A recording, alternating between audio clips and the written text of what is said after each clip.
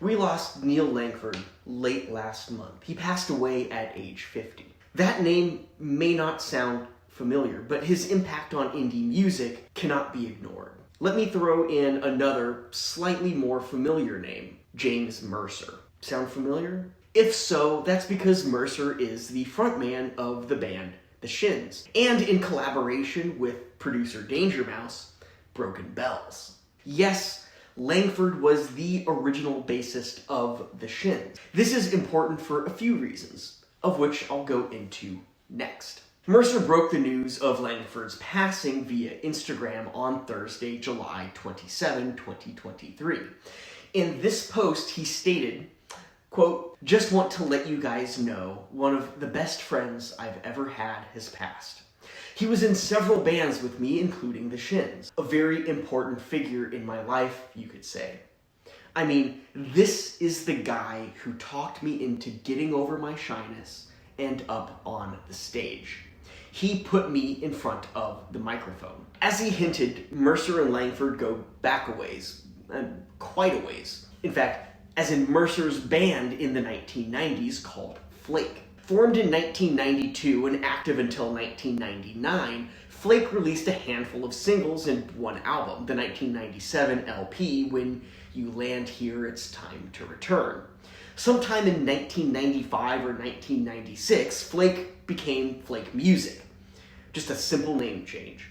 Around that same time, 1996 to be exact, Mercer formed The Shins as a side project to Flake Music. Originally, it was the duo of Mercer and Flake Music drummer Jesse Sandoval, where Flake and Flake Music were a collaborative effort with multiple members on songwriting duty.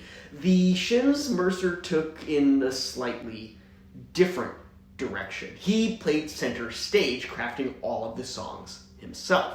With the disbanding of Flake Music in 1999, or shortly thereafter, Mercer became a bit of a hermit. He holed himself up in his place in Albuquerque, where the band was from at the time, and crafted what would become O Inverted World, the Shins' debut LP. Around that same time, i.e. late 90s or early 2000s, Isaac Brock from Modest Mouse began slinging cassette demos to labels, and either he or Mercer got one of those demos in front of Jonathan Poneman of Sub Pop. That led to the inclusion of The Shins in Sub Pop Singles Club, with the single dropping on February of 2001.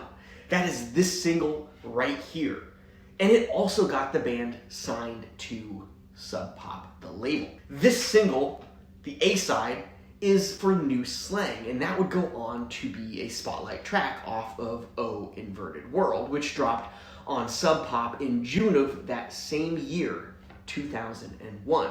And here it is right here, O Inverted World on vinyl, my copy, an early pressing from 2001. This album would peak at 19 on Billboard's Top Alternative Albums chart. And fast forward 22 years. Now do the math on that, that's this year. May of this year to be precise, just a few short months ago, and this album was certified platinum, meaning the album has topped 1 million in sales. New Slang also appeared in the famed scene in Garden State, the 2004 rom-com featuring Natalie Portman and Zach Braff, where Portman states, "You gotta hear this one song, it'll change your life, I swear." And she drops her headphones over Braff's ears.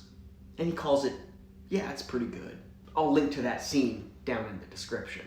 Now, look around the internet and some people highlight Flake Music and The Shins as being two different bands. See Wikipedia.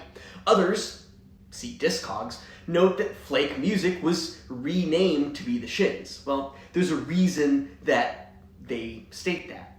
I personally tend to lean towards the former, given that there was a definitive overlap in the tenure of the two bands. Still, most members of Flake Music ultimately joined The Shins, if not all of them, including Langford himself. And yeah, numerous lineup changes happened since. Ultimately, Langford left The Shins before they released their sophomore LP, Chutes Too Narrow, in 2003, but his impact on the band and indie music cannot be ignored. We'll come full circle in just a moment. Langford left the band and he pursued his other passion, which was hot air balloons. He co-founded a company and he spent the past 20 plus years doing that as a pilot. He passed, like I said, late last month. Despite his absence the past 20 years, as Mercer noted, it was Langford who helped him get over his shyness. It was Langford who put him in front of the microphone. And thus, without Neal Langford, there would never have been the Shins. His impact continues to resonate to this day. Just a few years ago, the Shins released their last album. Just last year, Broken Bells had a phenomenal release. So with that, we thank you, Neal Langford, for your contribution to indie music, and we hope you rest in peace. If you're a fan of the Shins, take a look at this video where I am counting down my top 10 albums of 2003. Albums that turned 20 this year, which includes this album by the Shins. I am Andy with Fence Post, and I will see you next time.